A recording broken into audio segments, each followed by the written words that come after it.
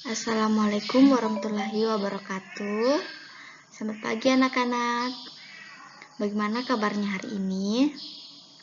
Ibu harap semuanya sehat-sehat selalu ya. Jangan lupa jaga kesehatan dan patuhi protokol, yaitu dengan menjaga 3M, menggunakan masker, menjaga jarak, dan mencuci tangan. Nah, sekarang kita masuk di pertemuan kedua. Materi kita yaitu struktur dan fungsi sistem reproduksi pada manusia. Silahkan perhatikan materi berikut. Materi pertama yaitu organ reproduksi pada laki-laki. Coba anak-anak perhatikan gambar organ reproduksi pada laki-laki di bawah ini. Nah, anak-anak bisa lihat pada gambar tersebut ada banyak organ reproduksi pada laki-laki seperti kandung kemih, tulang panggul, vas deferens, uretra, penis, testis, skrotum, epidermis, rectum. Dan ada juga kelenjar borbouretral, kelenjar prostat, fascicula seminalis, dan sacrum. Oke, untuk penjelasan lebih jelasnya, yaitu penjelasan tentang alat reproduksi pada laki-laki. Nah, alat reproduksi pada laki-laki itu ada dua, yaitu alat kelamin luar dan alat kelamin dalam. Nah, alat kelamin luar ini ada dua. Yang pertama, penis. Penis berfungsi sebagai saluran kencing atau urin dan sebagai saluran sperma. Dan yang kedua itu skrotum. Nah, skrotum berfungsi menjaga suhu testis agar sesuai untuk produksi sperma. Nah, sedangkan alat kelamin dalam itu ada 4. Yang pertama, testis. Testis merupakan organ reproduksi yang berbentuk bulat telur, berjumlah 2 buah, artinya sepasang, dan terdapat dalam skrotum. Nah, yang kedua itu ada saluran sperma. Nah, sperma yang dihasilkan di dalam testis akan keluar melalui epididymis. Pada saluran ini, sperma disimpan sementara waktu sampai berkembang sempurna dan dapat bergerak menuju saluran berikutnya, yaitu vas deferens. Nah, yang ketiga ada uretra. Uretra selain berfungsi sebagai saluran keluarnya sperma, juga berfungsi sebagai saluran keluarnya urin. Nah, proses keluarnya sperma ini dikenal dengan istilah ejakulasi. Dan yang terakhir itu ada kelenjar reproduksi.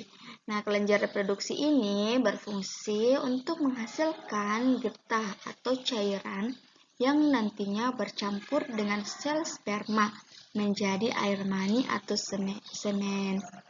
Kelenjar reproduksi pada laki-laki terdiri atas fascicula seminalis, kelenjar prostat, dan kelenjar Cooper atau bulboretra. Nah, selanjutnya materi kedua yaitu spermatogenesis. Selanjutnya, pernahkah anak-anak mengalami mimpi basah? Ya, pertanyaan ini khusus dijawab untuk anak laki-laki ya. Yang perempuan tidak usah. Nah, ternyata pada saat anak laki-laki mengalami mimpi basah, itu tandanya bahwa sistem reproduksi anak tersebut telah matang, atau biasa disebut bahwa anak tersebut sudah balik. Nah, Mimpi basah ini ditandai dengan keluarnya air mani. Nah, bisa dilihat bahwa air mani keluar pada saat anak laki-laki mengalami mimpi basah. Nah, biasanya mimpi basah ini dialami pada anak-anak yang berumur antara 10 sampai 14 tahun. Nah, pertanyaan selanjutnya, apa itu air mani? Nah, ada yang tahu? Ya, betul ya, bahwa air mani merupakan campuran sel-sel sperma dengan getah-getah yang dikeluarkan oleh kelenjar reproduksi. Nah, selanjutnya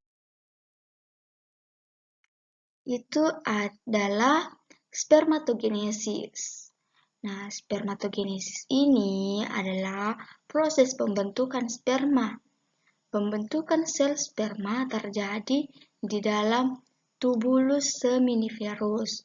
Nah, kata tubulus berasal dari kata tubula yang artinya saluran, sedangkan kata seminiferus berasal dari kata semen yang artinya sperma. Jadi, tubulus seminiferus adalah saluran panjang yang berkelok-kelok, tempat pembentukan sperma. Kumpulan tubulus ini sebenarnya struktur yang membentuk testis. Nah, bisa dilihat ini adalah proses pembentukan sperma. Nah, proses pembentukannya itu secara bertahap ya. Nah, di sini diawali dari sel induk sperma. Yang pertama itu sel induk sperma atau spermatogenium yang bersifat diploid. Nah, selanjutnya sel spermatogonium ini mengalami pembelahan secara mitosis dan meiosis dan mengalami diferensiasi atau perkembangan sehingga terbentuk sel sperma atau sel spermatozoa yang memiliki ekor. Nah, selanjutnya sel sperma yang berbentuk tersebut bersifat haploid. Nah, selanjutnya coba anak-anak perhatikan irisan tubulus seminiferus berikut. Nah, bisa dilihat ini adalah testis yang Nah, kemudian ini adalah ada epididymis. Nah, kemudian, yang ini yang panjang-panjang ini itu adalah tubulus seminiferus. Nah, jika tubulus seminiferus ini diiris secara melintang, maka hasilnya seperti ini. Nah, bisa dilihat ya. Nah, kemudian jika kita lihat lagi lebih jelas irisan tubulus seminiferus ini akan seperti ini, bisa dilihat pada mikroskop ya, akan seperti ini bentuknya. Nah, di dalam tubulus seminiferus ini itu ada spermatogonium. Nah, ini ya spermatogonium.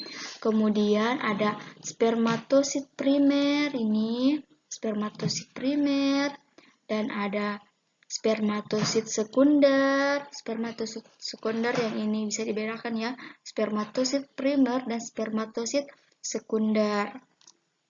Bisa dilihat. Kemudian ada spermatid. Nah, spermatid yang ini. Kemudian ada spermatozoa. Spermatozoa ini ya yang ada ekornya. Spermatozoa itu yang sudah berekor. Nah, sudah sampai sini sudah paham kan tentang spermatogenesis. Untuk hari ini begitu saja materi kita. Jika ada pertanyaan bisa ditanyakan di kolom chat.